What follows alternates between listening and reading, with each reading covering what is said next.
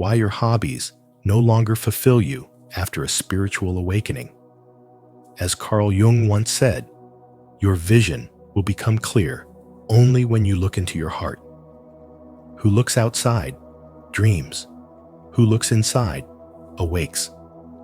If you've ever wondered why your favorite hobbies no longer spark joy after a spiritual awakening, you're not alone and you're not broken.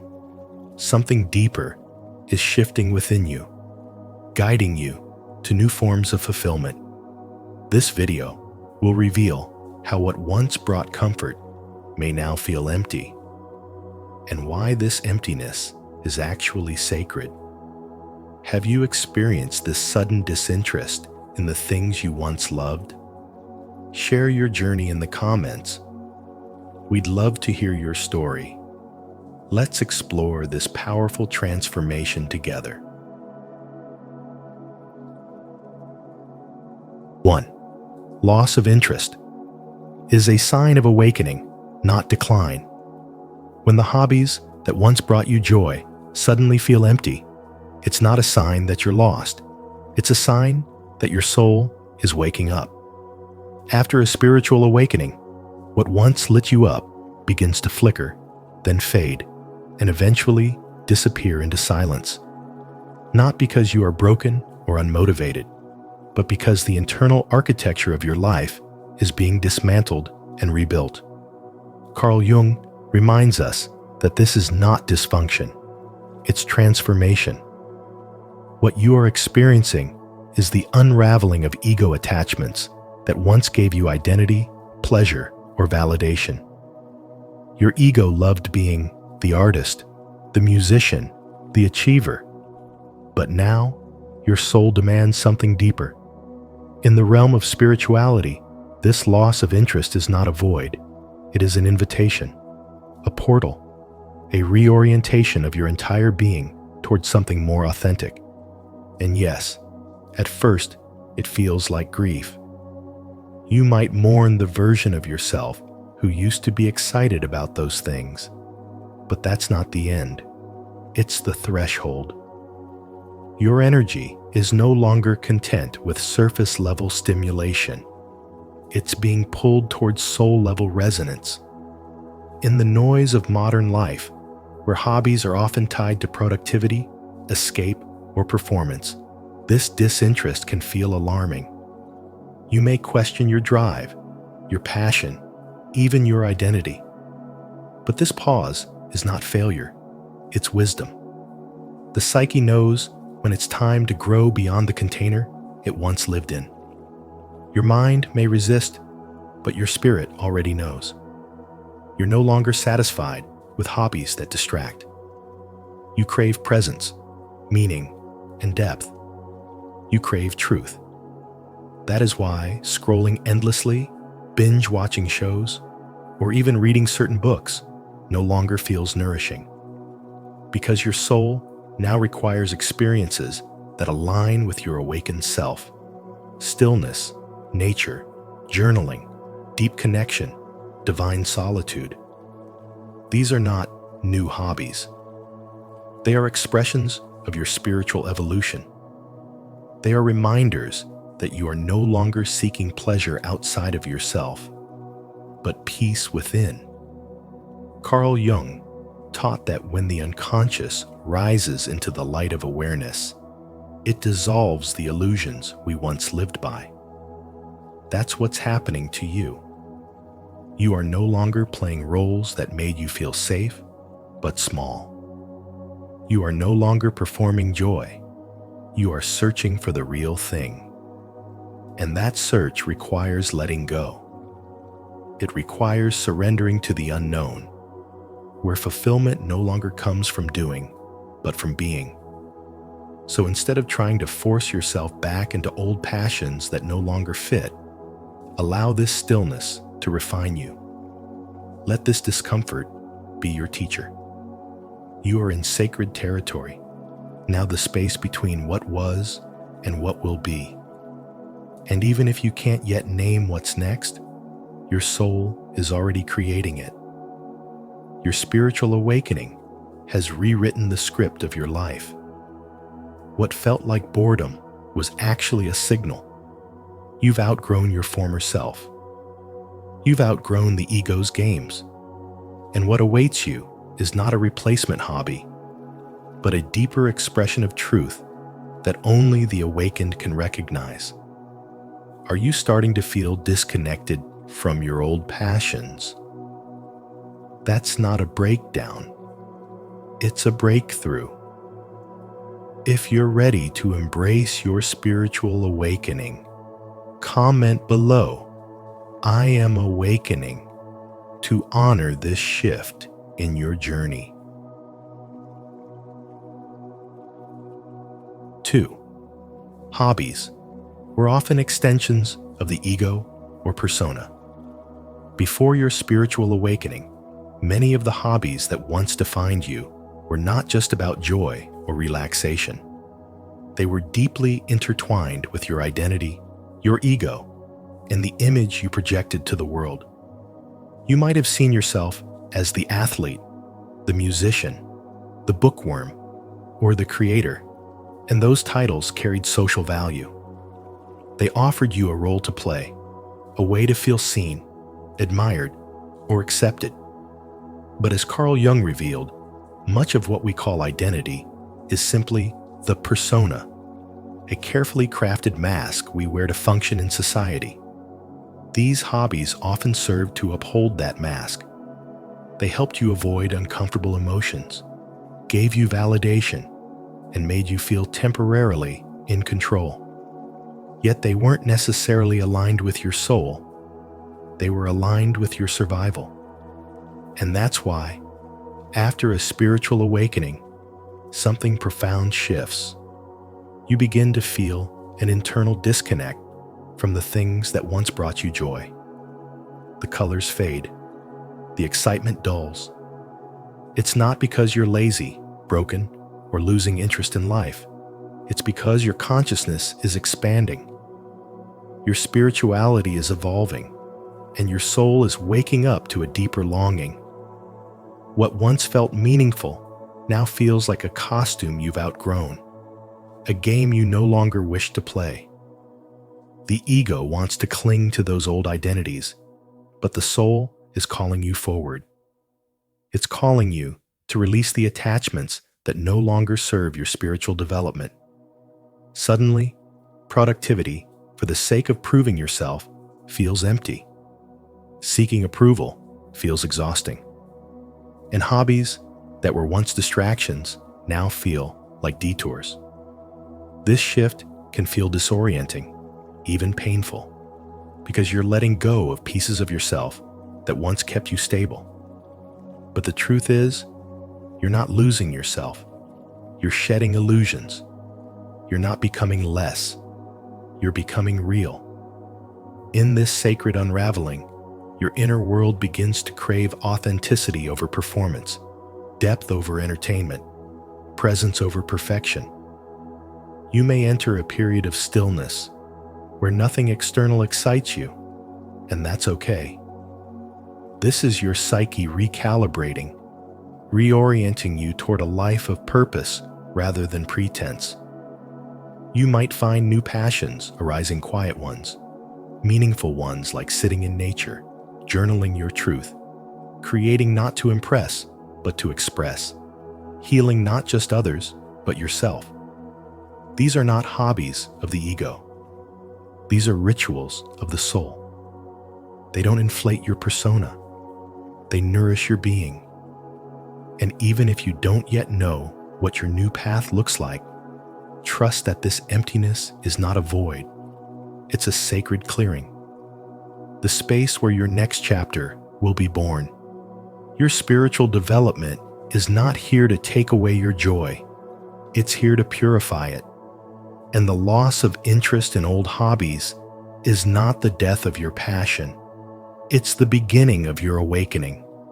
Comment below, "I release my old identity," if you're ready to embrace who you truly are, beyond the hobbies that once defined you. 3. spiritual awakening dissolves the persona. What once felt exciting now feels empty. The hobbies that once sparked your curiosity no longer move you. The passions that once defined your identity feel distant and irrelevant. You try to force excitement, but your soul no longer responds. This is not laziness. This is not failure. This is the silent mark of spiritual awakening, the moment when the persona you wore for years begins to dissolve. According to Carl Jung, the persona is a mask we present to the world, crafted for survival, for belonging, for validation. But when awakening begins, that mask starts to crack. What once fed your ego no longer nourishes your soul. The craving for external success fades. The applause, once intoxicating, now echoes with emptiness. Something deeper is rising within you, an intelligence that is not driven by performance, but by alignment. This phase is confusing because it feels like loss, but it's actually a profound restructuring. As your ego steps back, your true self starts surfacing. It's like waking up from a long dream and realizing you were never truly living as yourself. The activities you used to love may now feel like distractions from a deeper calling. The social circles you once thrived in may suddenly feel energetically wrong. It's not about becoming antisocial or disinterested. It's about your energy recalibrating to truth. Your spiritual wisdom is no longer impressed by achievement for the sake of it. Your consciousness is now drawn to what resonates at a soul level. You begin to feel the futility of old goals. And while the world might call it a phase, you begin to sense that this emptiness is sacred. This is not apathy. This is rebirth. You are no longer seeking identity. You are becoming essence. When you lose motivation to do what you once loved, it may feel like a void, but that void is an initiation. Carl Jung said, "People will do anything, no matter how absurd, to avoid facing their own soul." But in this moment, you're doing the opposite. You're facing it. The boredom you feel is not a weakness. It's a signal. You're not out of alignment. You're being called into a deeper one. You are being asked to surrender the artificial so that you can remember the essential. Your old self is fading, not because you are broken, but because you are evolving. The hobbies that once helped you survive no longer serve your transformation, and so you must let them go. Not with bitterness, but with gratitude. They were stepping stones, not final destinations. You may find joy now in silence, in nature, in sacred solitude. You may be drawn to creating without the need for recognition, to loving without attachment, to walking alone not because you are lonely, but because you are full. The soul, once awakened, seeks simplicity over stimulation, truth over trends, presence over productivity. And while this journey may feel disorienting at first, it is actually the return to your original frequency. A new intelligence is guiding you now, one that listens inward instead of outward, one that prioritizes resonance over reward. And even when nothing on the outside makes sense, there's a quiet knowing that everything inside is finally beginning to align.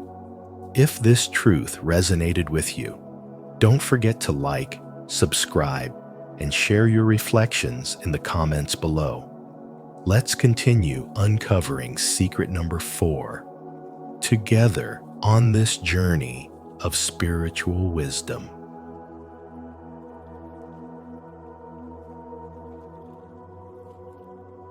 4. The void is sacred and necessary.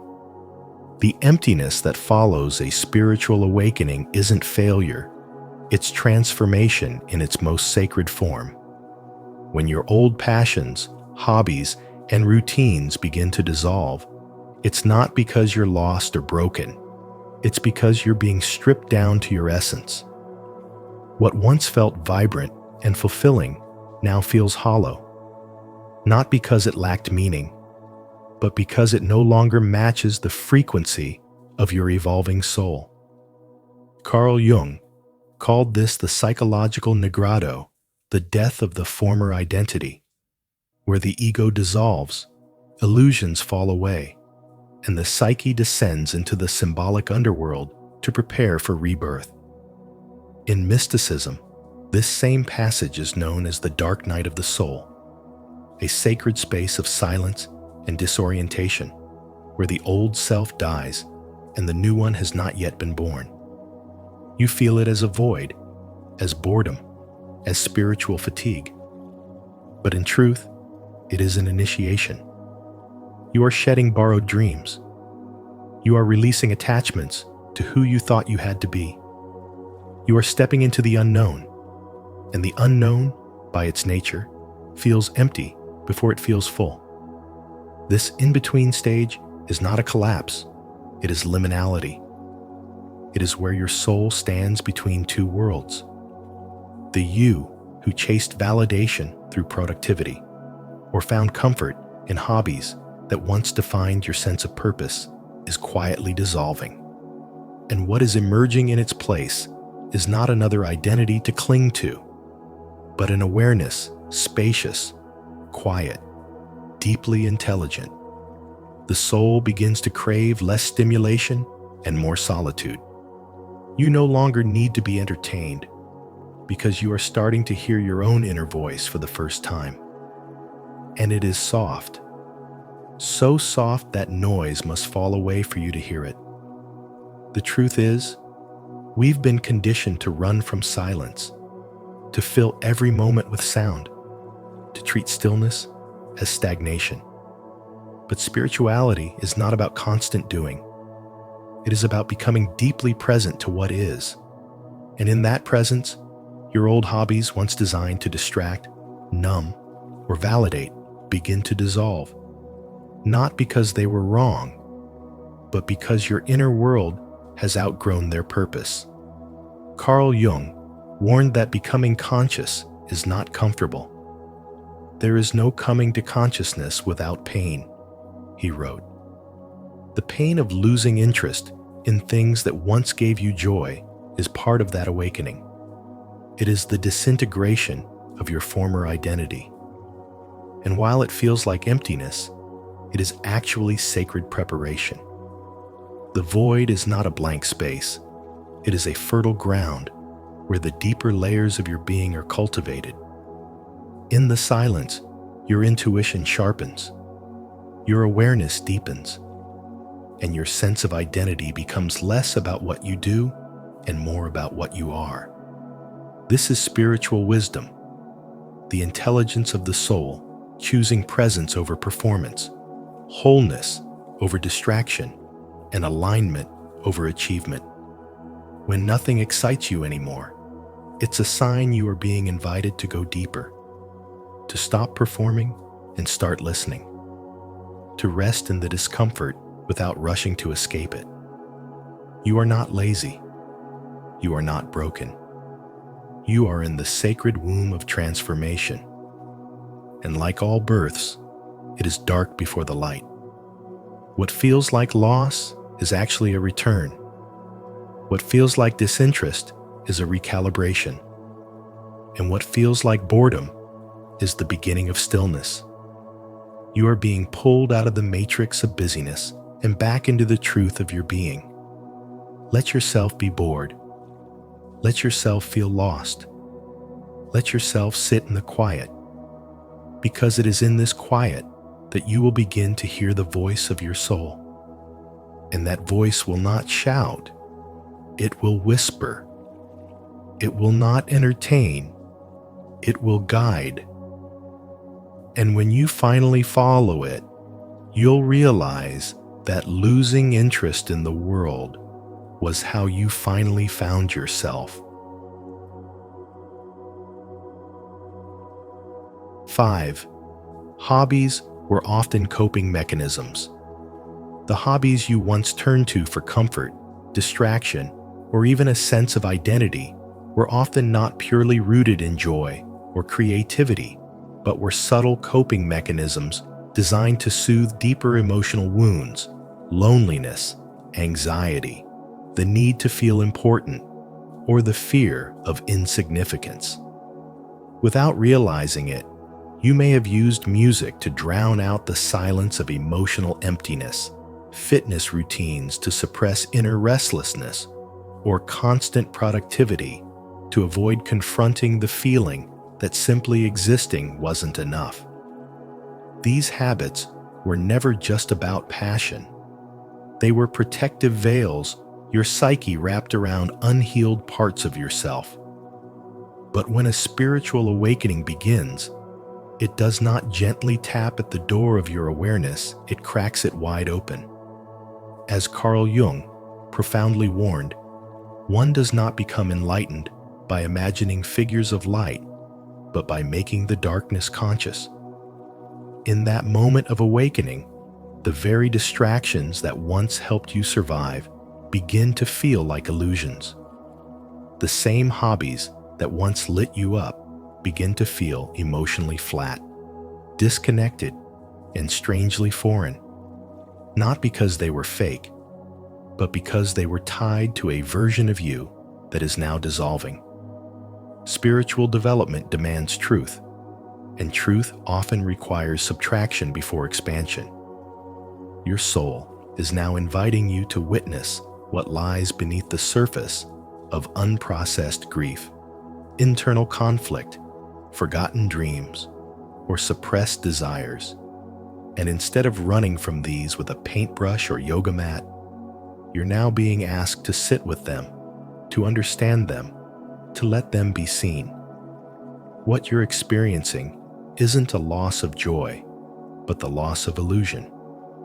It may feel like something is dying within you, but in truth, something sacred is being born, a deeper connection to your essence that no longer needs constant stimulation to feel alive.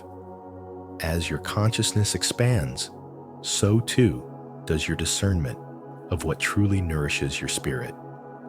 The shift is subtle yet radical. You no longer chase meaning in the activity itself. Instead, you seek alignment, intention, resonance. You realize that fulfillment was never about the hobby. It was about who you were trying to become through it. And when that persona falls away, what's left is not a void, but a doorway. You may return to some of your old interests later, but you will engage with them from a completely different place, not to escape your pain, but to express your wholeness. And if you never return to them, it is because your soul is directing you elsewhere, toward experiences that match your new frequency. This loss of interest is not regression. It is sacred evolution. It is your energy shifting inward, your intuition recalibrating, your spirit cleansing the noise.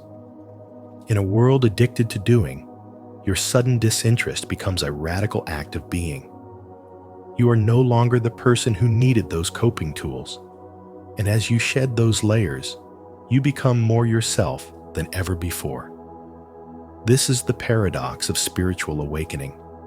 The things that once saved you must be released for you to be truly free. The message is not to mourn the loss, but to honor the transformation. Let yourself be bored. Let the emptiness speak.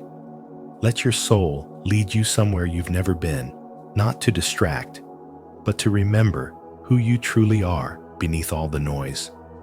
If you're still here with us, comment below, "I'm concentrating," to show you're reflecting on your journey.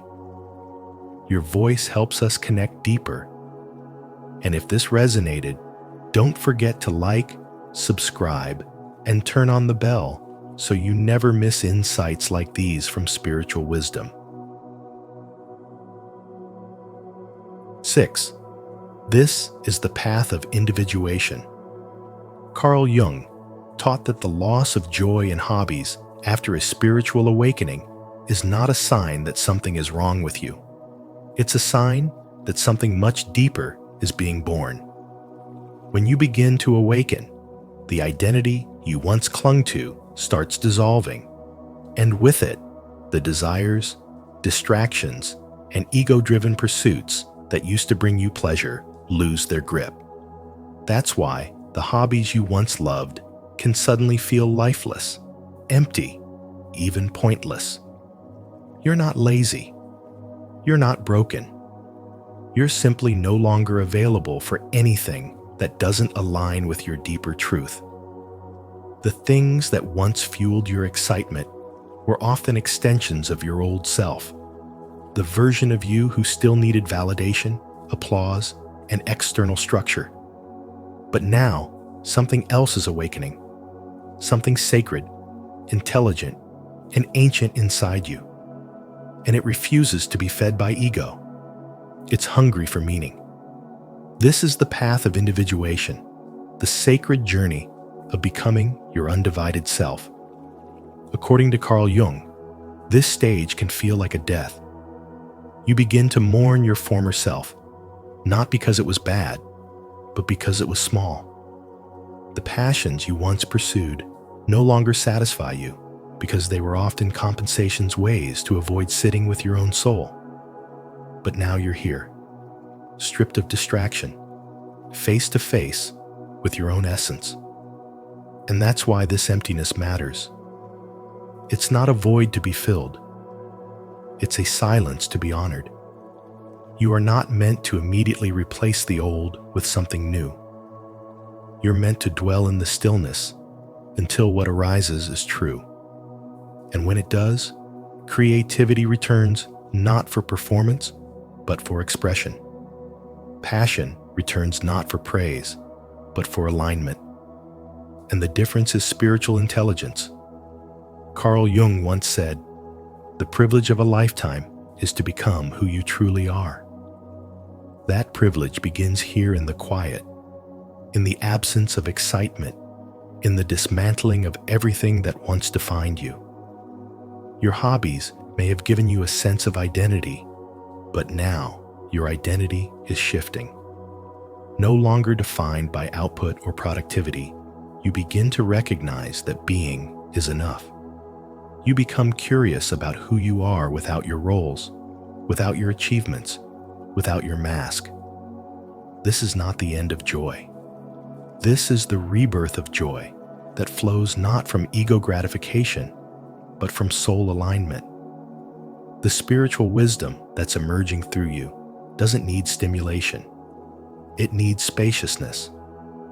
And that spaciousness is what gives rise to clarity, to purpose, and to a new kind of devotion, one that is chosen, not inherited. If you find yourself uninterested in what once lit you up, don't rush to replace it. Sit with it. Let it burn. Because what will rise from those ashes will not be a hobby. It will be a calling. This is the work of the soul. It is intelligent. It is slow. And it is sacred.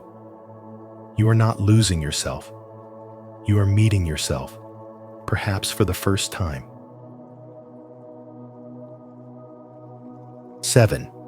New, authentic joy will emerge.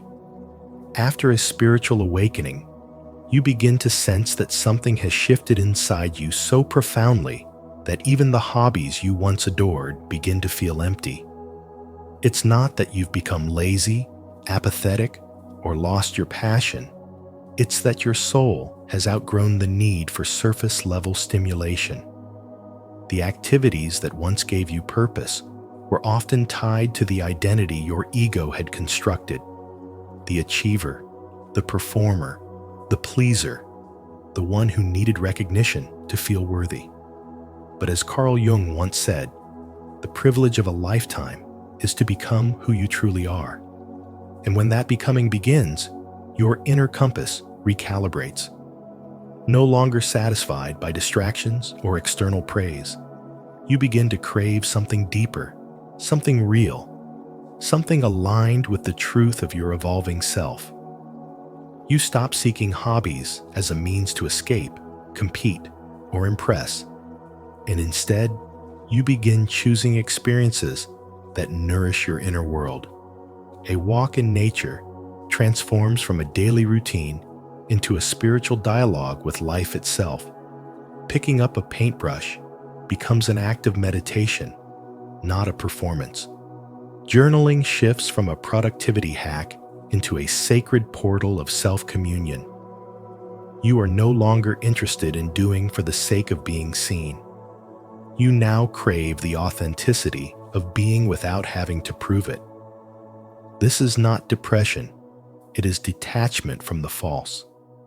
It is not boredom. It is a redirection of energy. In the language of spiritual awakening, this is what realignment looks like. Your spirit rejecting what no longer resonates, and your soul holding space for what's about to be born. Your hobbies didn't lose their meaning.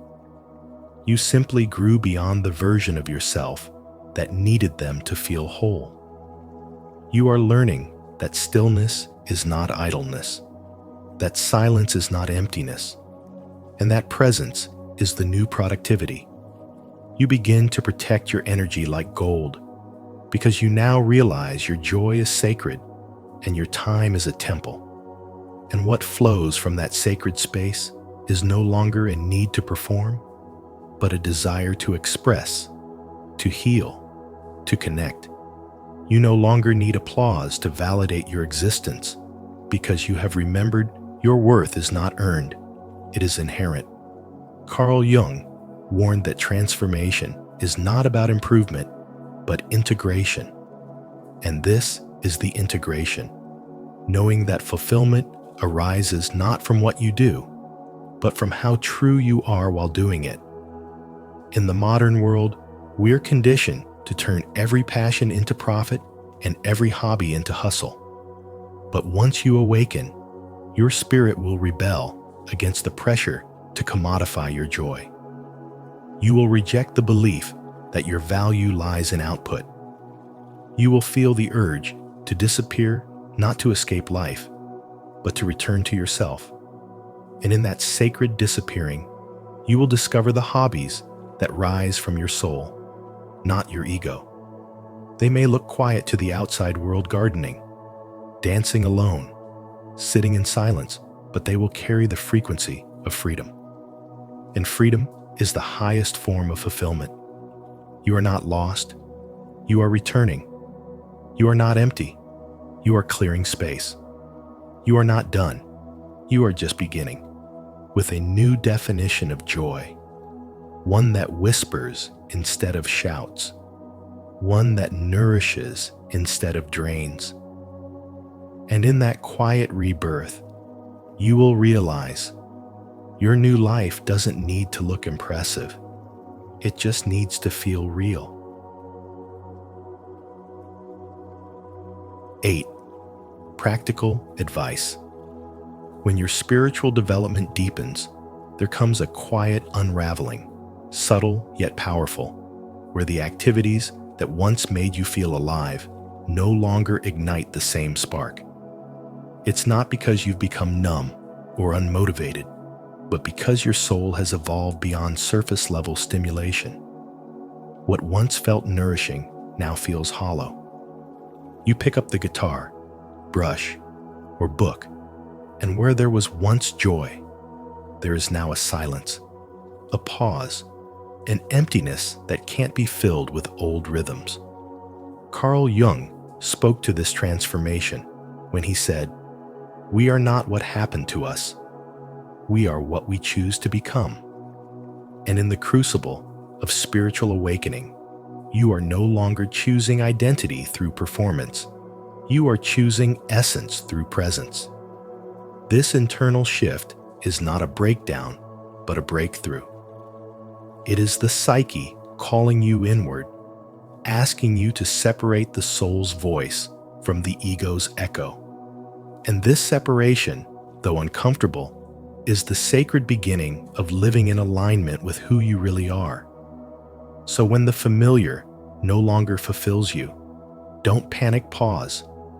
Don't run back to your past self in fear. Instead, sit with the discomfort. Don't try to resurrect hobbies that no longer resonate. Let yourself be still enough to hear the subtle truths beneath the noise. Ask yourself gently, was this hobby feeding my soul, or was it feeding my persona? The answer might shake you, but it will also liberate you. This is not about abandoning joy. It's about redefining it. You are being reintroduced to a version of yourself that is deeper, more sacred, more authentic than the one who once needed constant doing to feel worthy. And this is the gateway to true spiritual wisdom. Understanding that fulfillment comes not from what you consume or produce, but from the energy you embody. Allow yourself to try gentler expressions. Let journaling become a mirror to your inner world. Let walks in nature become your classroom. Let silence become your sanctuary. These aren't passive activities. They are sacred invitations. And in honoring them, you are honoring your spiritual growth. There is a new identity emerging, one that doesn't need validation or applause, one that lives in quiet alignment with truth. This is the divine refinement, where your inner world becomes your compass and your creativity becomes a channel, not a performance. Spirituality asks us to unclench our grip on what once worked, so we can open our hands to what now calls us forward. There is no need to force inspiration. It will return when it is in resonance with your soul's evolution. Until then, sit with the sacred stillness. Let it teach you patience. Let it wash away the layers of conditioning. Let it build within you a new foundation of being. The emptiness is not a void. It is a womb. You are not declining. You are shedding. And what you're shedding is not you. It's the shell of who you were told to be. What you're reclaiming is sacred presence, spiritual integrity, and the joy of simply being. So walk gently through this threshold. You are not here to entertain the world. You are here to embody your truth. And from that place, everything you create will be alive. As you continue to evolve spiritually, remember losing interest in old hobbies isn't a loss, but a powerful sign that your soul is expanding beyond the familiar. You are not broken. You're becoming whole. If this message resonated with you, don't forget to like this video. Share it with someone going through their own awakening, and subscribe to Spiritual Wisdom for more insights like this. And make sure to turn on the notification bell so you never miss a moment of your transformation. Your journey is just beginning.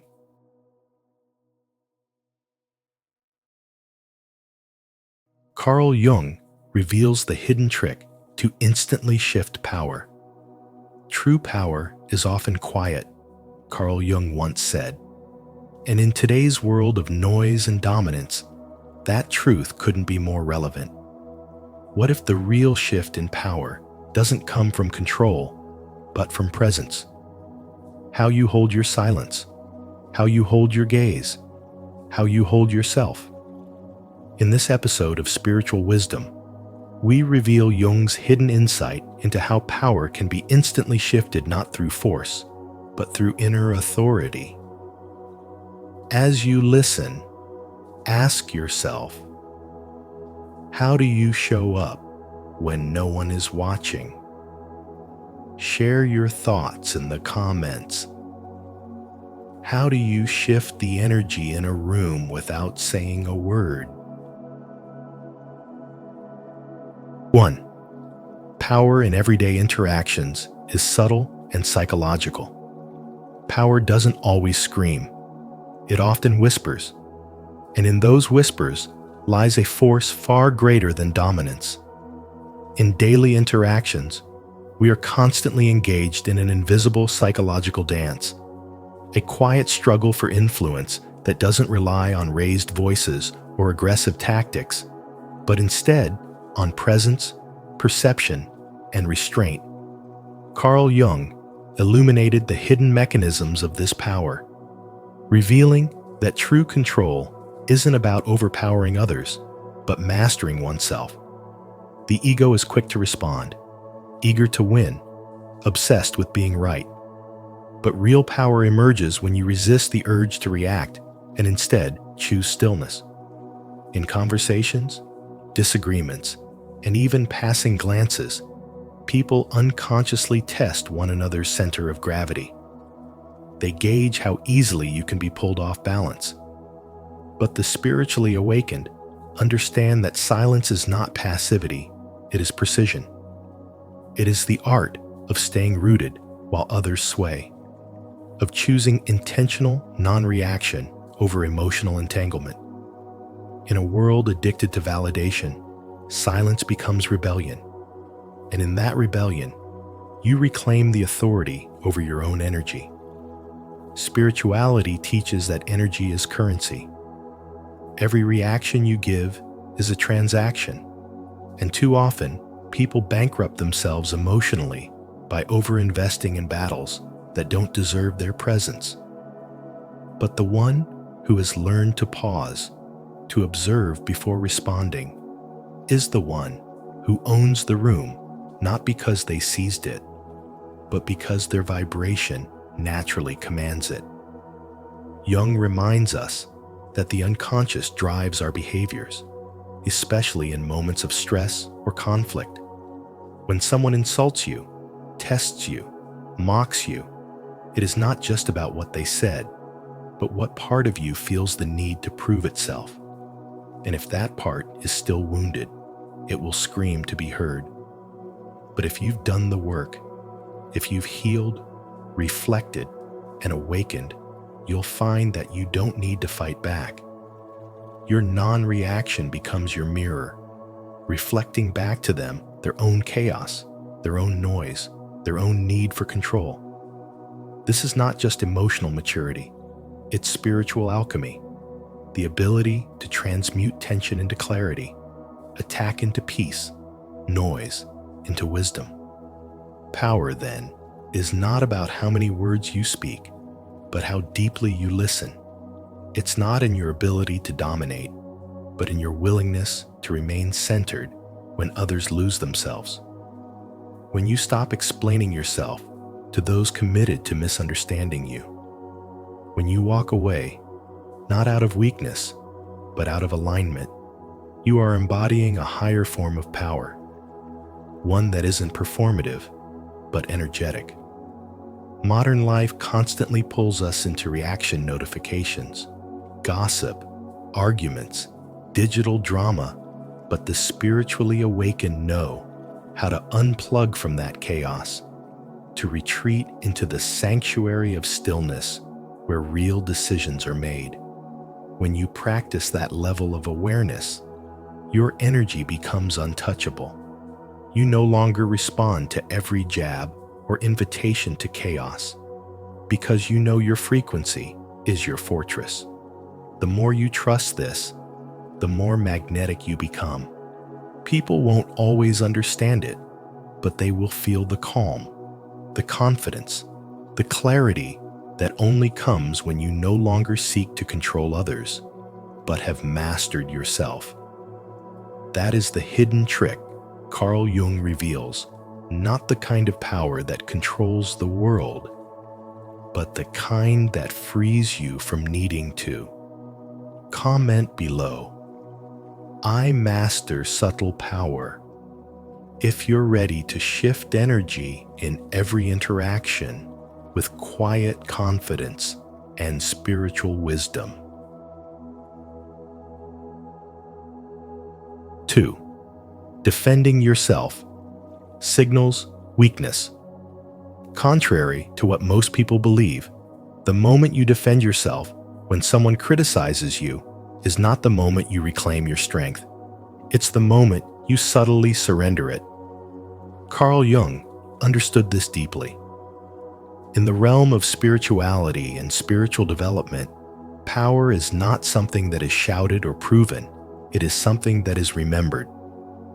Every time you feel the urge to explain yourself, to clarify your intention, or to argue back, what you're truly doing is revealing that the other person has struck a nerve. Your defense becomes a confession. You touched something I'm not yet at peace with. And this unconscious signal creates an energetic shift, one where the person criticizing you gains subtle control, not because they were right, but because they provoked a reaction that exposed your vulnerability. In deep psychology, this is known as exposing the vulnerable self. And while the conscious mind believes it's defending its honor, the subconscious is revealing its wounds. This plays out in everyday life more than we realize. A colleague challenges your decision in a meeting, and your instinct is to interrupt and explain. A partner questions your motives, and you rush to justify. A stranger online mocks your opinion, and you reply with facts to prove your intelligence. But in all these moments, what you've really done is handed over the power of your emotional state to someone else. Jung's insight was that the truly powerful individual is not the one who speaks the most eloquently or defends themselves the loudest, but the one who has no compulsion to prove anything at all. Power lives in the pause. It exists in the restraint. It rises from inner clarity, not external validation. This shift in energy is what separates those who react from those who lead. When you begin to walk the path of spiritual development, you start to recognize that every interaction is more than verbal. It's vibrational. And when you can hold your center in silence without shrinking or flaring up, you create a field of stability that others instinctively feel. You become the anchor in the room, the mirror instead of the sponge. You reflect the energy without absorbing it.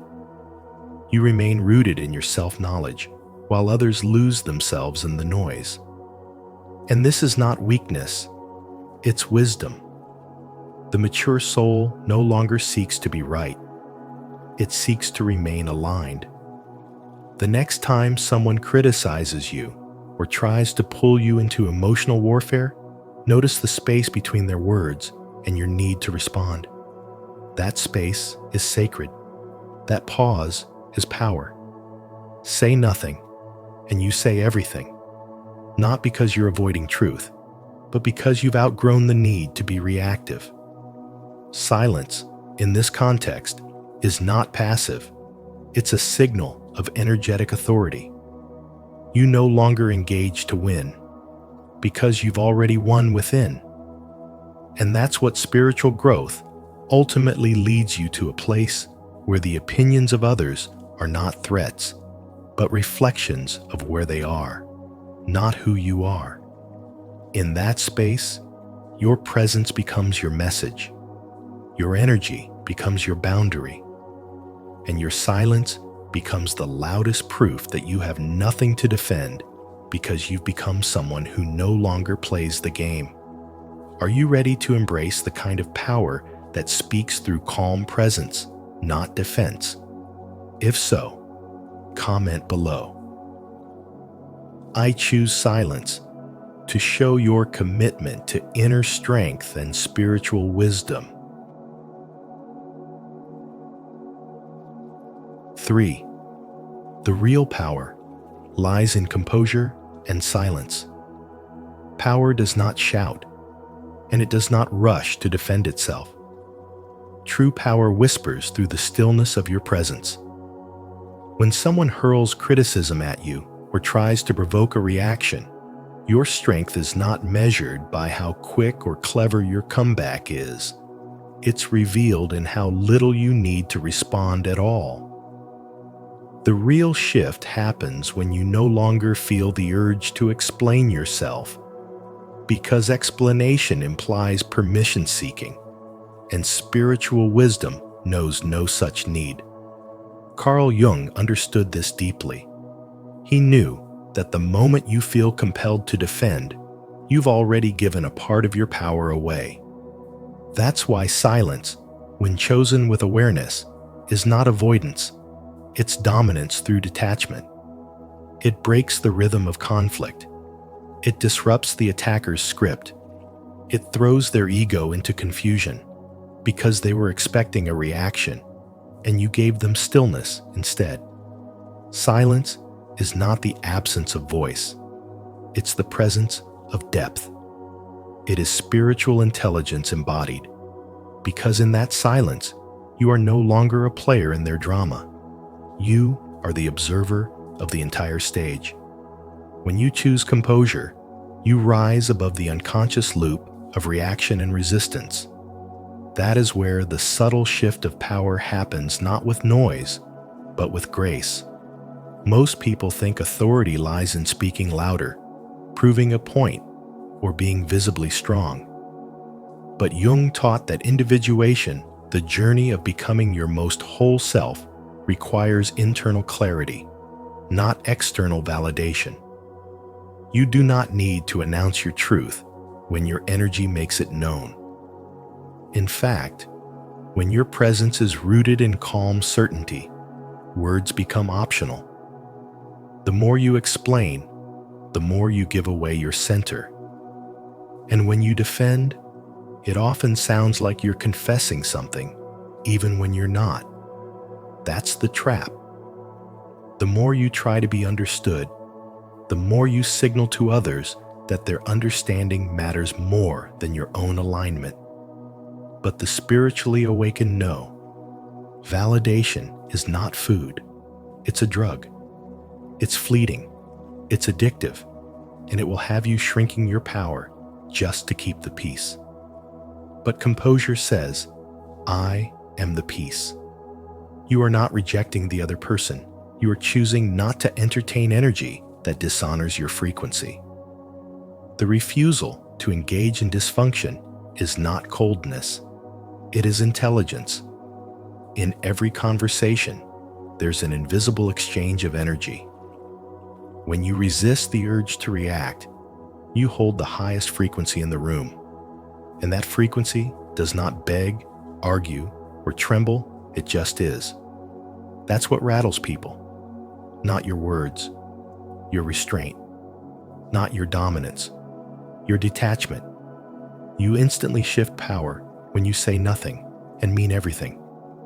Jung didn't just study the mind, he studied the soul.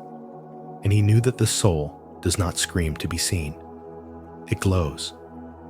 And that glow is your power. When you no longer need to prove who you are, you finally become who you are. That is the invisible revolution. That is where real authority begins. 4. Perception is reality. People don't respond to the truth. They respond to perception. In a society obsessed with noise, image, and instant validation, the real power doesn't lie in how loudly you speak, but in how deeply you hold your center. As Carl Jung observed, what truly influences people is not your logic or facts, but how your presence makes them feel. Perception is reality, and perception is built not on words, but on energy. When you understand this, you no longer waste energy defending yourself or proving your worth. Instead, you master the art of spiritual presence. You embody stillness. You radiate control. You shift the dynamic without lifting a finger. In that moment, people don't hear your argument. They feel your energy. They feel your boundaries. They feel the difference between someone reacting and someone rooted. This is the spiritual awakening Jung spoke of, not just an insight, but a transformation in how you show up. Influence, in its highest form, is silent. It's the calm in your voice, the grounded look in your eyes, the steady breath you take when others are triggered. It's the pause that interrupts chaos. Jung, and even Machiavelli, knew that the one who holds their energy with intention creates a field of control without needing to dominate. When you choose not to explain yourself, not to correct someone's false assumptions, not to panic when misunderstood, you become something rare, untouchable. At that moment, people recalibrate around you.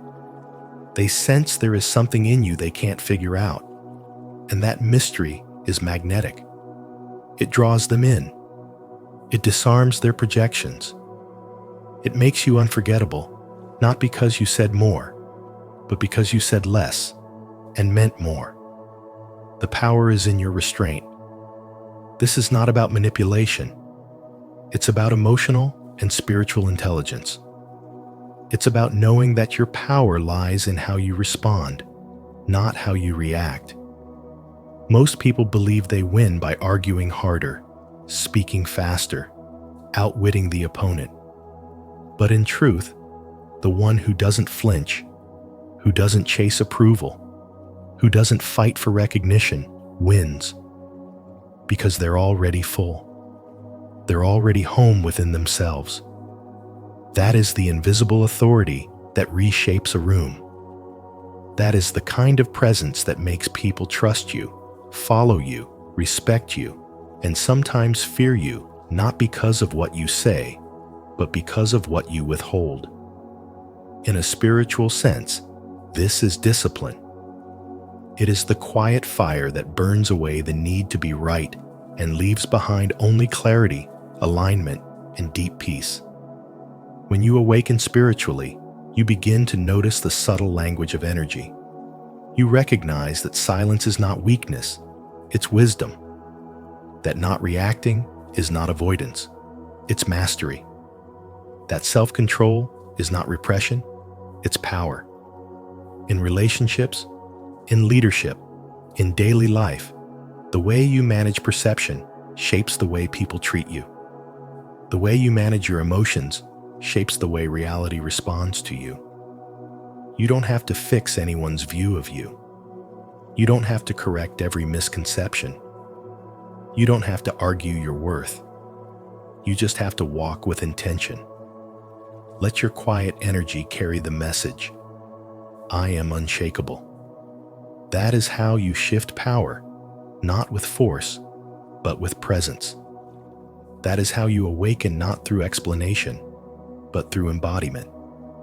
And that is how you begin to live from your highest spiritual intelligence. Stay connected with our community of seekers by subscribing to Spiritual Wisdom. Here, we dive deep into Carl Jung's teachings and reveal how perception shapes your reality.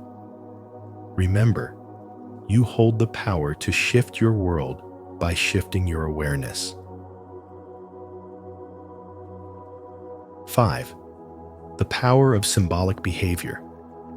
In Jungian psychology, symbolic behaviors like silence, stillness, and calm restraint are not passive traits. They are spiritual signals of deep self-possession and authority, rooted in archetypes that transcend culture and time. When you choose not to engage in every argument, not to react to every provocation, you are not avoiding conflict. You are shifting the entire dynamic of power. The wise one, the sage, the teacher, all of these archetypes exist in the collective unconscious as symbols of influence, not through volume, but through presence. Jung believed that the most commanding force in a room is often the one who speaks the least, but radiates the most. In a world that equates loudness with leadership and quick rebuttals with intelligence, the one who can pause, observe, and respond from stillness is the one who actually holds the upper hand. This isn't about silence for the sake of submission. It's about reclaiming energy, choosing sovereignty, and asserting your boundaries without needing external permission. In a spiritual sense, your refusal to play the unconscious power games of others is not weakness. It is mastery. You are not here to prove your worth through noise. Your energy, refined through spiritual development, already speaks volumes before you utter a word. Stillness, in this context, becomes an act of resistance, a refusal to be pulled into chaos, a bold statement that you have nothing to prove and no one to impress. Jung's insight reveals that symbolic acts are more than surface gestures. They communicate with the deeper psyche, with the soul, and with the spiritual fabric of those around you.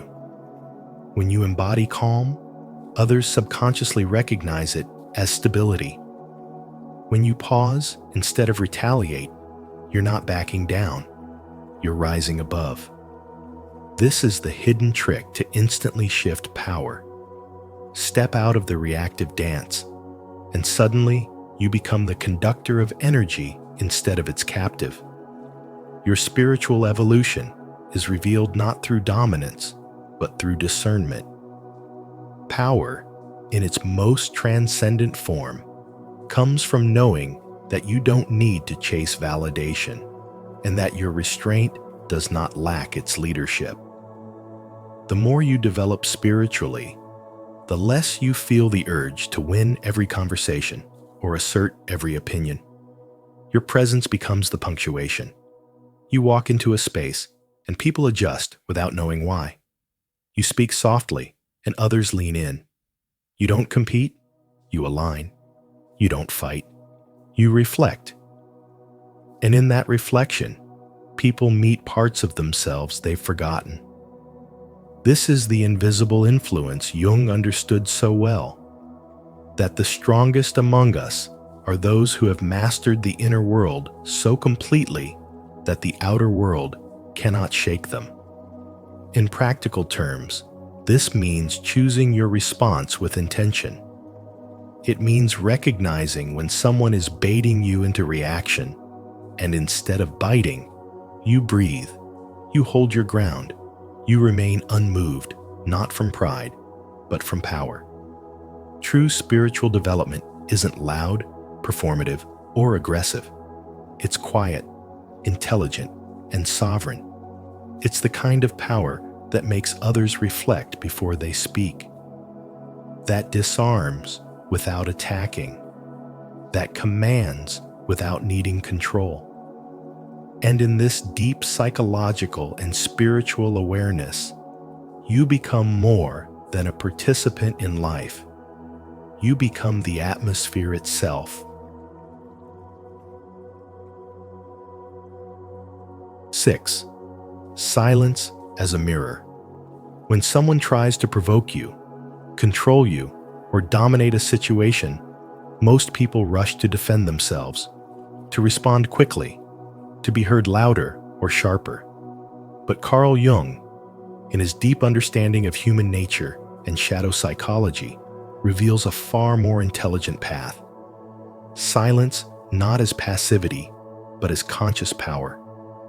When you don't react, when you offer no emotional engagement, you create a powerful spiritual mirror.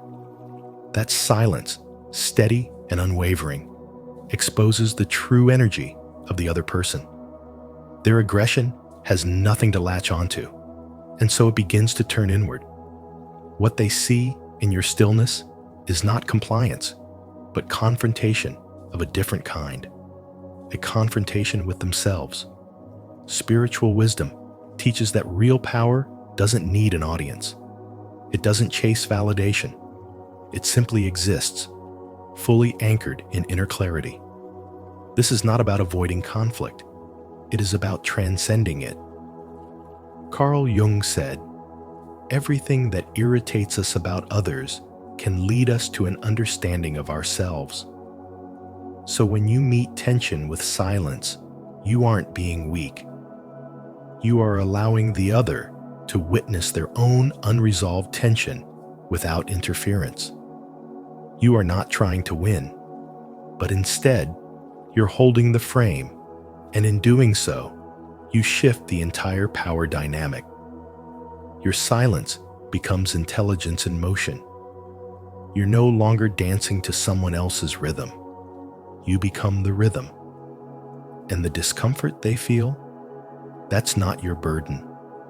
That's the echo of their own projections ricocheting in the space you left unoccupied. In this act of spiritual detachment, you are not removing yourself from power. You are revealing who truly possesses it. Most people believe that power lies in fast words, clever comebacks, or loud dominance. But the more awakened you become, the more you realize that presence speaks louder than noise. To be calm while being tested is not only spiritual maturity, it's energetic mastery. In your silence, you are not frozen. You are grounded. You are not helpless. You are aligned. And that unshakable alignment speaks volumes without ever raising its voice. In a world that feeds on urgency, your refusal to react becomes a sacred disruption. You disrupt their expectations, their control patterns, their emotional games. And while they scramble to make sense of your calm, you've already shifted the center of gravity. This is the hidden trick Carl Jung points toward the moment you realize that power isn't something you grab. It's something you embody. It's not reactive, it's responsive. It doesn't seek the spotlight, it is the light. And the more spiritually intelligent you become, the less you waste energy on proving anything. Instead, you conserve it, guard it, direct it with intention. Because you understand now, real strength whispers. Real boundaries are quiet. Real awakening doesn't need applause. It simply radiates. So the next time someone tries to pull you into their drama, remember, you are not obligated to attend every battle you're invited to. Let silence be your sword, your shield, your sovereignty. Let it reveal what words can never express. You have nothing to prove because you already know who you are. If this message resonates with you, repeat after me. In the stillness, I find clarity. In the silence, I receive the truth. This message is meant for me, and I trust its timing. 7. Strategic use in all life areas. Whether you're in a high-stakes meeting, navigating emotional tension in a romantic relationship, dealing with generational patterns in your family, or simply responding to subtle energy shifts in social spaces, the real power never lies in loud declarations or defensive arguments. It lies in the mastery of your inner world. Carl Jung didn't just explore the shadow and unconscious mind for philosophical purposes. He revealed that those who can remain centered, composed, and quietly self-aware in emotionally charged moments are the ones who influence the unseen dynamics of any environment. It's not about suppressing how you feel.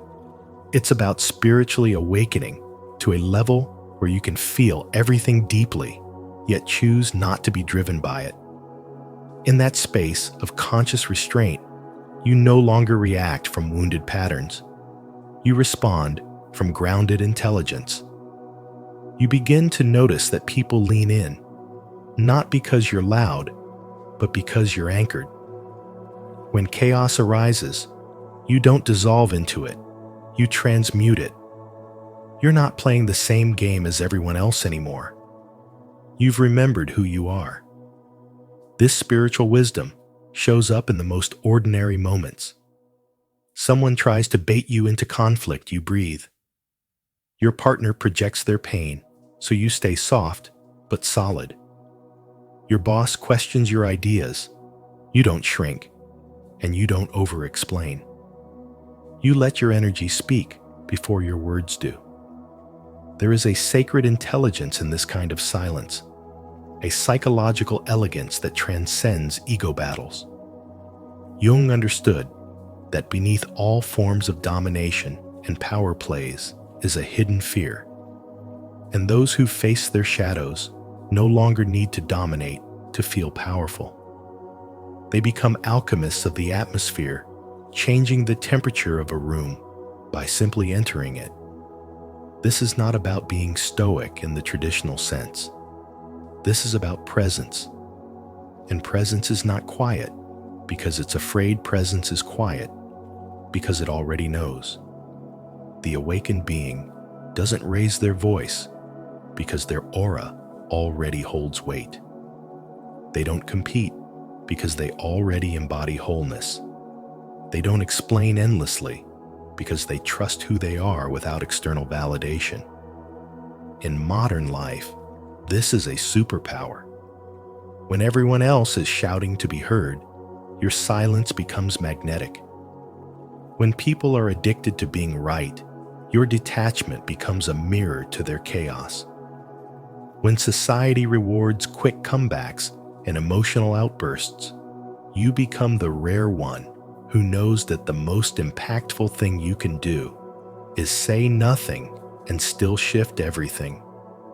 That doesn't mean you're passive. It means you're intentional. It means you understand energy. It means you've walked through the fire of needing to be seen and have emerged with the calm assurance that your very presence is enough. The next time you find yourself in a triggering situation, pause and remember this. You don't need to match the noise. You are the balance. Your stillness is not silence. It is a signal. And that signal carries more power than 1,000 words ever could. 8. Final insight. Power comes from inner stability.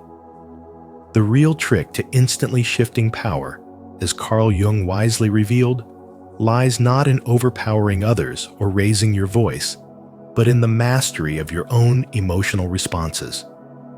When someone tries to provoke you, bait you, or drag you into a reactive spiral, the deepest form of power is revealed in your stillness. Not reacting is not avoidance. It is transcendence.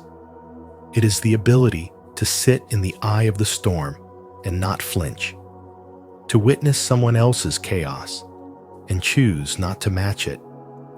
This level of inner command comes from a deep-rooted spirituality, one that has outgrown the need to win arguments or dominate spaces.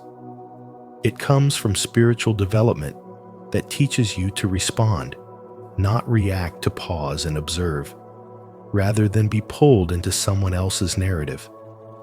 When you learn to master this pause, you become the axis around which the energy in the room turns. You don't have to force control. You are in control. You don't have to demand respect. You radiate it. Your very presence becomes a mirror, showing others the parts of themselves they have not yet mastered. You will notice that people who seek to provoke you will eventually feel uncomfortable in your stillness, because your calm reveals their chaos, your clarity exposes their confusion, and your restraint makes their aggression look loud, desperate, and misplaced. Power, when understood through the lens of spirituality, is not about dominance, but about self-containment. Jung's insight, "He who controls himself controls the room," reminds us that influence begins with inner authority. The people who leave the strongest impressions are not those who speak the most, but those whose silence commands attention. In moments where others are fighting to be seen, the one who does not flinch, who does not defend, who simply observes with presence becomes magnetic. This is not arrogance. This is energetic sovereignty. This is where the journey of spiritual development separates from mere emotional maturity. The silence becomes strategic. The stillness becomes a signal. The lack of reaction is not weakness. It's wisdom, discipline, and sacred self-protection. Every time you choose not to react, you are conserving energy, protecting your peace, and maintaining control over your personal frequency. This is not about suppression, but precision. You are not denying your emotions. You are discerning their worth. Not every insult deserves your fire. Not every confrontation earns your attention. You begin to realize that power is not something to prove, it is something to preserve. The world teaches us that to win, we must be loud, fast, and assertive. But spiritual wisdom teaches the opposite. The most powerful souls are often the quietest in the room. They don't react because they see beyond the surface. They don't engage in every battle because they are already victorious within. Their power comes not from controlling others, but from never letting others control them. This inner calm becomes a force field, a boundary, and a sacred ground no one can invade without permission. In spiritual development, you learn that emotional restraint is not bottling up, but rising above. You learn that calmness in the face of conflict is not detachment, but divine intelligence. And you begin to recognize that the less you react, the more power you hold, not over others, but over yourself. And that, ultimately, is the only power that lasts. And remember, true power isn't always loud. It's often hidden in silence, presence, and inner alignment. As Carl Jung reminds us, in all chaos there is a cosmos. In all disorder, a secret order. If this message resonated with you, don't keep it to yourself. Like, share, and subscribe to Spiritual Wisdom to stay connected to this journey of awakening. And don't forget to turn on notifications so you never miss our upcoming videos filled with spiritual insight and psychological depth. Until next time, stay grounded, stay wise, and keep shifting your inner power.